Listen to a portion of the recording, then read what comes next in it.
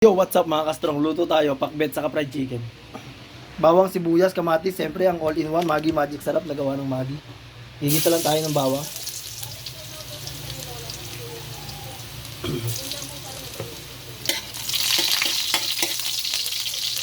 At sunod natin ng sibuyas.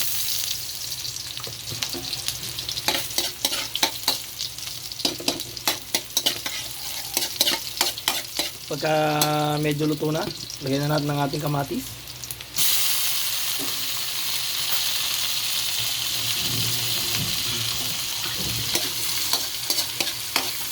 Yan.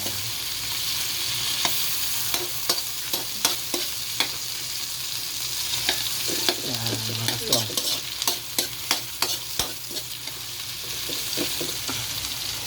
Tapos mga kastrong, siyempre ito, 20 pesos. 20 lang yan mga kastrong.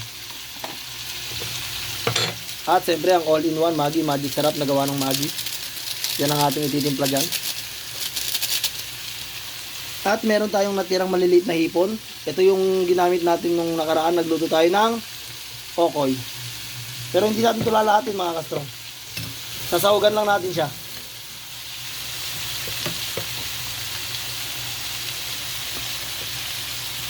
Yan, ito. Sasawagan lang natin. Tapos, isa. Yan, yun ang pinakasawag niya. Yan.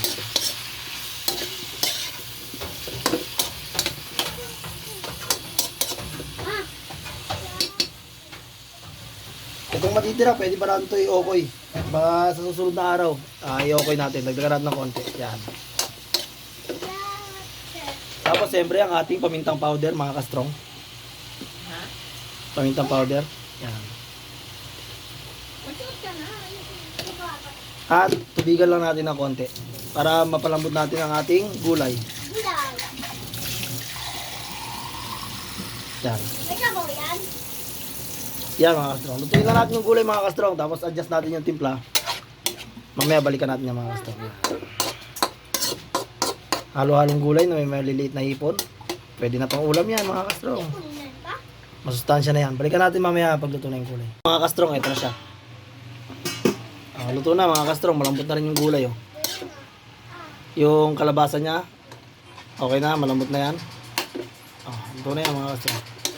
Hindi overcook, pero sakto lang yan.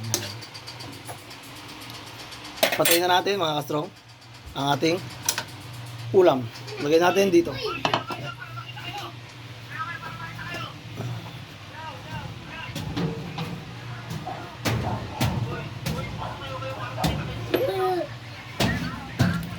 Ayun.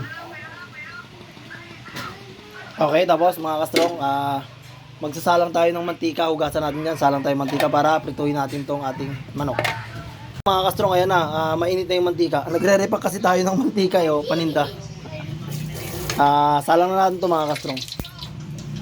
Ito yung manok mga kastrong. Ang halaga nito ay 146 yata yon.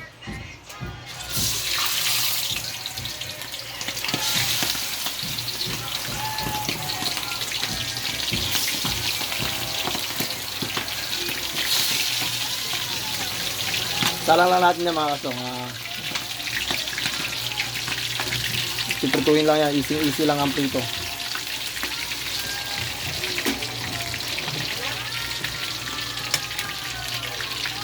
Yun mga kastrong, ayos na. Salang, kaya pa isa dito para makatipid sa gas. Buti nga murang kilo ng manok 140. Kahit pa paano yan mga kastrong. Balikan natin yan mamaya mga kastrong, luto na. Mga kastrong, ayan, luto na.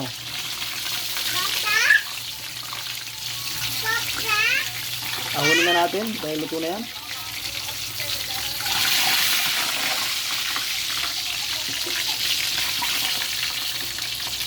Ito, lutuin pa natin konti. Yan. Tapos, salang natin ito natira.